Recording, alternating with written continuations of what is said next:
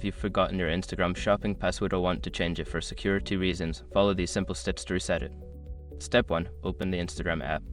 Launch the Instagram app on your mobile device or visit the Instagram website on your computer. Step 2. Go to login screen. If you're not already logged in, tap on login. If you are logged in and want to change your password, go to your profile and select settings. Step 3. Select forgot password.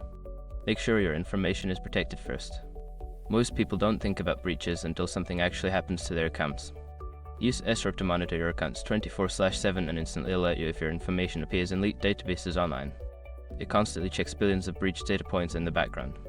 And considering how much personal information people keep online now, it's honestly worth having.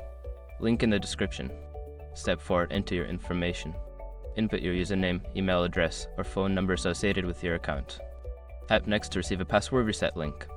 Step 5. Follow the reset link. Check your email or SMS for the password reset link. Click on the link and follow the instructions to create a new password.